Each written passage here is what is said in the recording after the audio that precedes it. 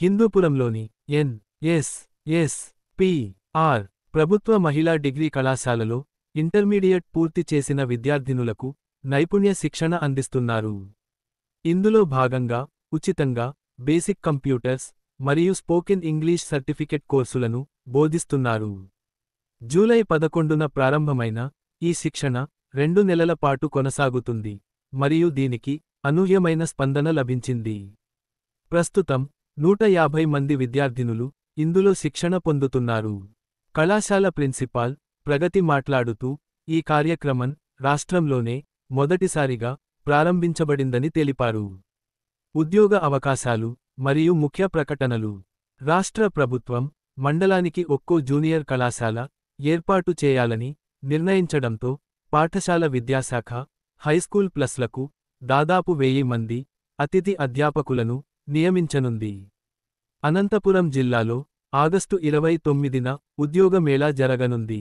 ఈ మేళాలో intermediate, ITI, diploma మరియు degree పూర్తి చేసిన 19 నుంచి 27 సంవత్సరాల మధ్య వయస్సు ఉన్న నిరుద్యోగ మహిళా అభ్యర్థులు అర్హులు. శ్రీకృష్ణదేవరాయ విశ్వవిద్యాలయంలోని ఎంబీఏ విభాగంలో అకడమిక్ కన్సల్టెంట్ ఉద్యోగాల కోసం ఆగస్టు 28న మౌఖిక పరీక్షలు నిర్వహిస్తారు. డిఎస్సి అభ్యర్థులకు హెచ్చరికలు. నకిలీ పత్రాలు సమర్పిస్తే క్రిమినల్ కేసులు నమోదు చేస్తామని అనంతపురం కలెక్టర్ వినోద్ కుమార్ హెచ్చరించారు. ఆగస్టు 28న అనంతపురం బాలాజీ పీజీ కళాశాలలో డిఎస్సి అభ్యర్థుల పత్రాల పరిశీలన కఠినంగా జరుగుతుందని ఆయన తెలిపారు. అలాగే ఇటీవల ఎంపికైన కానిస్టేబుళ్లకు ఆగస్టు 28 నుంచి 30 వరకు అనంతపురం ప్రభుత్వ సర్వజన వైద్యశాలలో వైద్య పరీక్షలు నిర్వహిస్తారు. అభ్యర్థులు నిర్ణీత తేదీల్లో ఉదయం 8 గంటలకు పోలీసు పరేడ్ గ్రౌండ్ వద్ద హాజరు కావాలని ఎస్.పి. జగదీష్ సూచించారు. డిగ్రీ ప్రవేశాల గడువు పొడిగింపు. డిగ్రీ ఆన్లైన్ ప్రవేశాల రిజిస్ట్రేషన్ గడువును ఉన్నత విద్యామండలి సెప్టెంబర్ 1 వరకు పొడిగించింది.